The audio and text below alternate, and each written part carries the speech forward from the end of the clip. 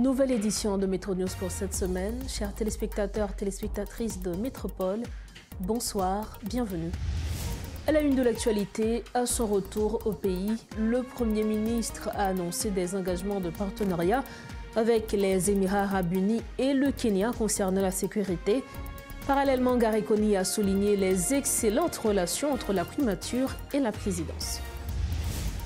Au moins 20 membres du gang dirigé par Vite et l'homme innocent ont été neutralisés lors d'échanges de tirs avec la PNH. Plusieurs armes et équipements sensibles ont également été saisis. Bien que le gouvernement ait interdit les manifestations en raison de l'état d'urgence sécuritaire, le Parti Réveil national soutenant Guy Philippe appelle à des actions de mobilisation contre le gouvernement.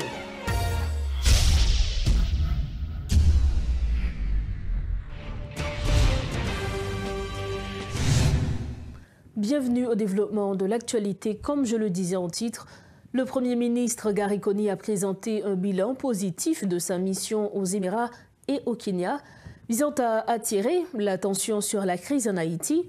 Le chef du gouvernement a annoncé un partenariat avec les Émirats pour renforcer la sécurité et fournir du matériel, incluant des drones et blindés. Il a aussi confirmé l'envoi de 600 policiers kenyans en Haïti, dans le cadre de la mission multinationale de soutien à la sécurité, tout en soulignant l'importance de l'aide internationale pour résoudre la crise. Il a fait ses déclarations ce mardi au salon diplomatique de l'aéroport Toussaint Louverture. C'est un reportage de Rodolphe Yerluy. De retour au Bercail, le Premier ministre Gary Coney dresse un bilan positif de son voyage et ce n'est pas tout, le chef du gouvernement affirme avoir plaidé auprès de différents partenaires internationaux au renforcement des forces armées légitimes du pays. Et un gros groupe nous rencontré, c'est un plus gros fabricant d'armes et de munitions en zone. Nous rencontré avec toute équipe qui est responsable de la compagnie. Ils ont démontré nous toute une série d'équipements que nous avons mettre à disposition. Et drones, machines blindées, armes automatiques et tant d'autres choses que nous-mêmes fabriquées qui sont capables à la disposition de la police et l'armée. Et nous demandons pour très rapidement nous faire liste de besoins pour nous avoir un flux régulier de type de matériel, parce que c'est des matériels qu'Haïti pourra avoir besoin sous le long terme. Auprès du président kenyan et des Émirats arabes unis, le chef de la primature confirme avoir gagné l'accompagnement de plusieurs pays, comme le Mexique, le Paraguay, y compris l'Union européenne, mais le plus important, c'est la confirmation des 600 policiers kenyans. Nous faisons une bonne discussion avec le président Outoto sur l'autre type d'accompagnement que nous avons joué dans la zone Afrique. Il prend engagement personnellement pour l'autre pays que le connaît en relation avec pour venir aider nous. Et après que la semaine qui s'est passée là, nous avons plusieurs pays qui ont engagé, dont par exemple le Salvador, qui promettent de envoyer le monde pour nous. Donc ça rentre dans le cadre stratégique que nous gagnons nous-mêmes pour mobiliser la communauté internationale autour de la situation d'Haïti. Des matériels adéquats et d'équipements appropriés au déploiement des agents de la PNH lors des opérations, le Premier ministre se montre optimiste en ce qui concerne les prochaines commandes au profit des forces armées d'Haïti et la police nationale. C'est un pays qui a un service d'intelligence le plus sophistiqué au monde. Et ils ont gardé avec nous essentiellement qui ça nous a besoin. Ils ont montré nous solutions que nous même nous gagnons la caille nous. Nous avons l'occasion de visiter centre que nous même nous gagnons la caille et ils ont paré pour venir travailler avec nous pour aider nous faire vetting dans la police, installer des instruments d'intelligence, installer des instruments de surveillance, aider nous analyser et utiliser l'intelligence de manière rapide et efficace pour que l'un a fait intervention nous beaucoup plus vite. Encore une fois, conclusion en salier, c'est nous promettre que m'a retourner la caille moi et déjà ils ont contacté moi. Ou t'as pensé c'est moi qui a contacté mais déjà ils ont entré en contact avec moi pour dire attendons avec impatience pour nous définir exactement quel niveau de besoin, qui ça a besoin pour nous-mêmes continuer à accompagner. De retour au pays, c'est un Gary Coney qui se réjouit de son voyage et des pourparlers qui ont eu lieu entre lui et les représentants des différents pays. Toutefois, un autre problème est sur le tapis, c'est le Conseil présidentiel qui attend un rapport détaillé de son voyage. Sachant que les violons ne s'accordent pas entre les deux entités, si l'on tient compte des échanges de correspondance qui ont eu lieu, certains observateurs croient que le Premier ministre va devoir trouver la bonne formule pour que les deux entités étatiques puissent s'entendre. Alors que l'épisode épistolaire entre le Premier ministre et le CPT laisse planer des doutes sur une collaboration harmonieuse entre la primature et la présidence, le Premier ministre Gariconi affirme qu'il n'en est rien. Le chef du gouvernement souligne qu'au plus haut niveau de l'État, certaines personnes essaient de faire les choses à leur manière, mais la présidence et la primature entretiennent de très bonnes relations. Nous écoutons les propos du Premier ministre Gariconi. J'ai vu moi aussi tout ce qui circule sur les médias sociaux, mais je peux vous dire que moi, j'ai toujours eu des rapports et des échanges tout à fait cordiaux et respectueux avec le CPT. Nous avons nous rencontrons chaque vendredi, nous avons 2 heures de temps de passer ensemble, nous faisons plusieurs conseils des ministres ensemble, nous arrivons à mettre en place le gouvernement ensemble, nous mettons en place plusieurs directeurs généraux ensemble, nous mettons en place CEPA. Donc, nous avons une réunion régulière, non seulement avec CPT en tant que groupe, mais avec chaque individu. Évidemment, c'est sûr que lorsque j'en ai bien ça, nous avons un point de vue par eux, donc nous sommes un environnement très sain pour nous capables de gagner des échanges très sains sur vision et comment on a avancé. Mais pour le moment, laissez-moi vous rassurer que malgré les petits différends qui ont toujours existé dans tout pays du monde, en des gens qui ont des responsabilités, l'essentiel, c'est que par un jour que nous pas chita ensemble pour essayer de résoudre le problème nous à deux. D'ailleurs, après-midi, à ma panique saute là, premier côté, je vais laisser CPT à me rencontrer, je vais un compte rendu sur comment le voyage l'a passé, je vais dire exactement ce que sont les prochaines étapes, je vais attendre des doléances par eux avec priorité par eux, et je vais assurer que les priorités du pays sont toujours à la table de discussion, moi-même, moi, dans la villa d'accueil. Même dans des perceptions, moi, pour qui ça grand pile le monde qui croit que ont intérêt pour alimenter ce genre de choses, mais en ce qui nous concerne, accord 3 avril là très clair, responsabilité conseil présidentiel là très clair, rôle moins par rapport à CPT là très clair, donc nous très confortable pour nous continuer discussion avec CPT. Et j'aime ça dire tout à l'heure, dans pile bagaille qui a avancé, nous avons fait une présentation sur les 100 premiers jours, dans pile bagaille qui fait là rentrer l'école, dans pile bagaille qui a fait là la question de sécurité, dans paquet de bagaille là qui a fait la question de gens à recruter et monde qui dans l'administration publique, un paquet de discussions qui fait sous feuille de route là, toute discussion ça a fait avec CPTA dans l'intérêt du pays, et j'ai l'impression moi-même que nous avons continué à avancer. Autre information, l'Organisation des États américains prévoit de discuter de la situation en Haïti ce mercredi, alors que les gangs continuent de défier les forces de l'ordre. Plus de la moitié de la population fait face à l'insécurité alimentaire et la République dominicaine procède à des déportations massives atteignant plus de 10 000 personnes par semaine. Parallèlement, la chef du BINU, Maria Isabel Salvador, exhorte les autorités haïtiennes à accélérer la formation du Conseil électoral provisoire en nommant tous ses membres, étape essentielle pour organiser les élections. Pourtant, 27 jours après la nomination de 7 des 9 membres, ceux-ci n'ont toujours pas pris leurs fonctions. À noter que les représentants des secteurs des femmes et des droits humains n'ont pas encore été désignés. Par la présence sécurité, une vingtaine de membres du gang Crasé-Barrière ont été tués lors d'échanges de tirs avec la police nationale. Cette opération menée à Torcelles a permis la confiscation de plusieurs fusils d'assaut et d'autres équipements sensibles, selon le porte-parole adjoint de la PNH, Lionel Lazare. Parallèlement, des bandits ont été appréhendés dans la région de l'Artibonite, notamment à Pont-Sondé, a déclaré Lionel Lazare lors d'une conférence de presse ce mardi. Sorti 19 pour arriver 27 septembre 2024 là, on gagne environ une dizaine de bandits qui mortellement blessés dans le cas d'échange de tirs avec la police nationale d'Haïti dans la commune Gressier. Il y a 3 armes qui sont confisquées, un fusil type M4 avec un pistolet, un fusil calibre 12 Mac Taurus qui est propriétaire police nationale d'Haïti qui récupéré dans le cadre d'opération ça.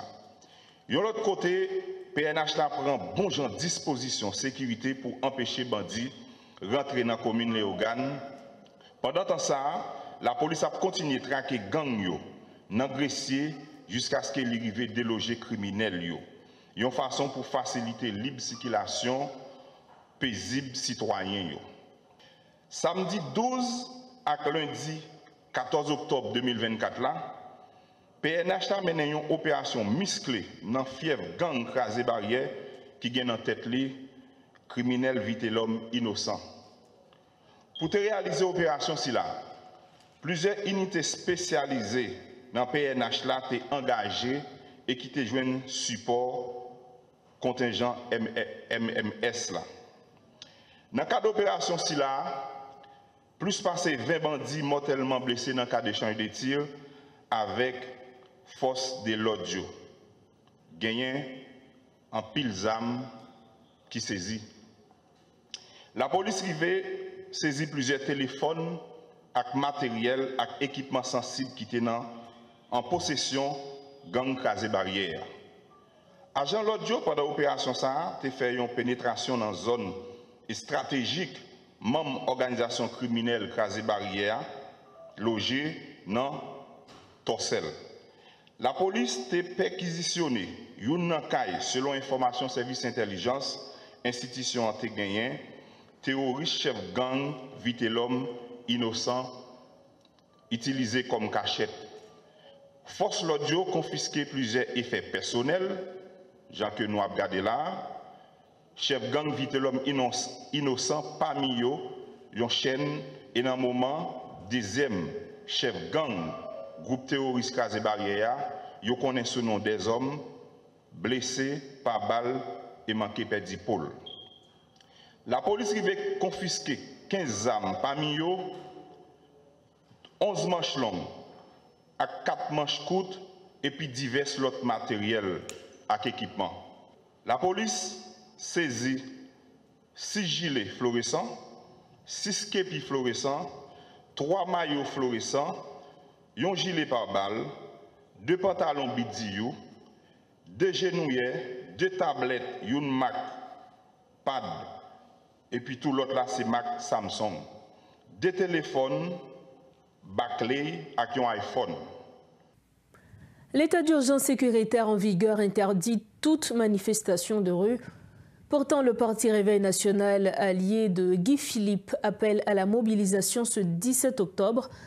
Dans un communiqué récemment publié, le ministre de la Justice, Carlos Hercule, rappelle les dispositions qui ont été prises à l'occasion du renouvellement de l'état d'urgence jusqu'au 3 novembre. Maître Hercule exhorte les parquets des 18 juridictions à mettre l'action publique en mouvement contre tout contrevenant. Par ailleurs, le leader du Parti Réveil National, Jean-Tel Joseph, tient mordicus que ses partisans seront dans les rues. Les propos de Jean-Tel Joseph. Dans quel que soit l'horizon lié, ou dans le quartier populaire, nous nous sous béton. Ou dans la grande ville, nous sous béton. Ou ces policiers ou en congé, nous sous béton. Ou ces militaires ou en congé, nous sous béton. Ou ces Bessap ou en congé, nous sous béton. Ou ces journalistes, juste au pas de travail, nous sous béton. Parce que la défense de la souveraineté nationale, c'est une obligation pour chaque grain haïtien. Juste ça nous demander, depuis un haïtien ou pas congé, depuis un haïtien ou pas traite, depuis un haïtien ou pas collabo, il faut sortir pour dire non à CPT braquer. Pour sortir, pour dire non à Gary Koni Restabek. Pour sortir, pour ne pas accepter pour nous continuer à vivre à la belle étoile, champ de masse, tout se passe public dans le pays. Parce que nous avons dit à Caillou.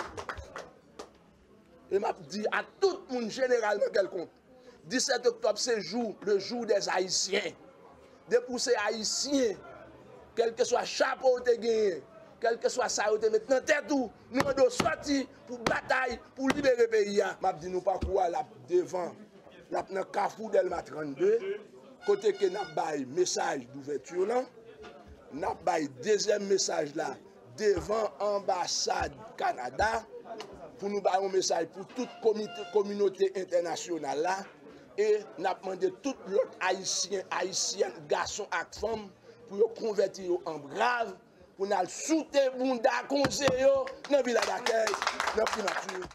En justice, la tenue du 2e congrès de l'Association professionnelle des magistrats s'est déroulée ce mardi avec pour objectif de renouveler les membres dont le mandat est arrivé à terme. Selon le juge Martel Jean-Claude, un document administratif comprenant les noms des nouveaux membres sera élaboré à la fin de la journée et transmis aux autorités étatiques et judiciaires dans le cadre de cette activité. Nous écoutons les déclarations du juge Martel Jean-Claude qui confirme l'importance de ce processus. Congrès que l'association professionnelle magistrale a organisé, il y a 2 objectifs. Le premier objectif là, c'est arriver à mettre sous pied un nouveau comité directoire qui pourrait gérer l'association pour les 3 prochaines années. Non, toute autorité qui est concernée, d'abord l'autorité pouvoir exécutif là, c'est même qui a mis en œuvre. Ils mettent en œuvre déjà une commission qui pourra travailler sur une réforme de la Constitution. Et le cas échéant, lorsque nous avons un parlement qui est capable de modifier le cadre légal là tout, il pourra le jeûner. Et à toute société pour nous dire que par rapport à l'assise que nous faisons, mais qui proposition qui sortit de l'assise pour nous porter autorité, pouvoir exécutif, pouvoir législatif, tenir compte de réflexion, de propositions que les magistrats ont même formulé en ce qui a trait à meilleure formule pour nous arriver à nommer juges qui pour faire que indépendance, la justice, l'argent, les traces, c'est par constitution que les pleinement garantis respectés. Non, mais ce que le comité a prend fonction en même temps. Maintenant, le statut n'a pas limité le mandat dans le temps. Il y a des gens qui étaient dans l'ancien comité qui sont candidats, il y a des gens qui ne sont pas candidats. C'est pour ça que dans le nouveau élu, il y a des gens qui peuvent renouveler, même il y a de nouveaux entrants qui peuvent contribuer pour gérer le syndicat pendant 3 prochaines années. Pour refermer la page nationale de Metro News, le ministre du Commerce, de l'Industrie et du Tourisme, James Monazar, annonce l'arrivée prochaine de 7 investisseurs en Haïti pour un montant supérieur à 2 milliards de dollars. Invité ce mardi à la rubrique Le Point, il a révélé que des lettres d'intention seront signées prochainement. Le ministre James Monazar. C'est la première fois Haïti organisé un forum en marge de l'Assemblée générale de l'ONU. En pile pays fait. Donc, nous avons jugé le nécessaire pour nous organiser ce forum. Et c'est sous leadership et vision et Premier ministre Gary Coney qui était lead et pour nous organiser et de conseil à CFI pour nous organiser et forum ça. Nous tenons dans la salle près de 43 investisseurs qui étaient là. 43 investisseurs qui étaient dans la salle là. Nous avons gagné diaspora vraiment bien représenté, diaspora haïtienne. Et puis, nous avons gagné des entreprises et des responsables d'associations patronales du secteur privé haïtien qui étaient là. Donc, nous avons dit, ça là, gagné tout le monde que dans le moment, nous avons souhaité là.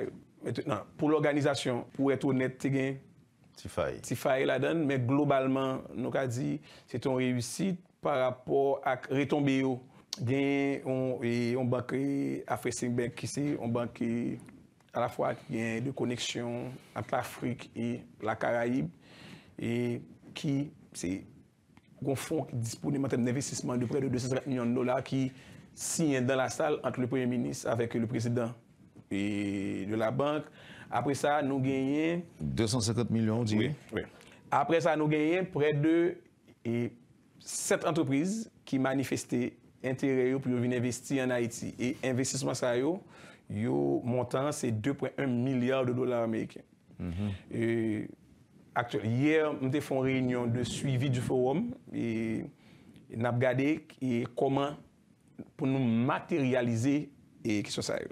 Et dans le deuxième temps, si nous avons 7 dans 43, a dit qu'on paquet monde n'a continué par la veille de potentiels investisseurs pour que nous permettre ce 2,1 milliards de dollars là c'est pas limite là, je pense que nous travaillons pour nous joindre plus toujours et travailler ça encore.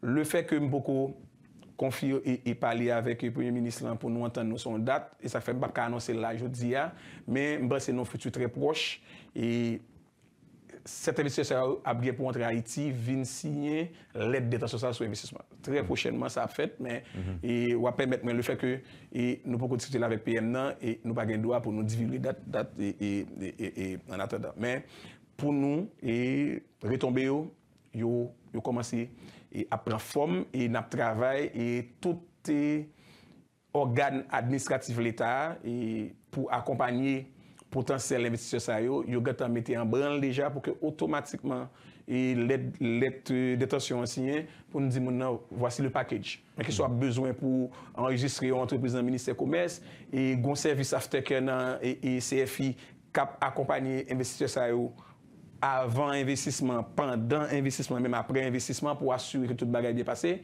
Et bon ensemble, et pour nous dire, mes packages en termes d'avantages incitatifs par rapport à secteur et filière que vous avez besoin d'entrer là-dedans. Tout ça, et nous, chaque jour, nous avons une réunion pour que nous préparions tout ça. Nous arrivons au terme de ce journal. Avant de partir, le rappel des principaux titres développés ce soir. À son retour au pays, le Premier ministre a annoncé des engagements de partenariat avec les Émirats arabes unis et le Kenya concernant la sécurité. Parallèlement, Gary Coney a souligné les excellentes relations entre la primature et la présidence.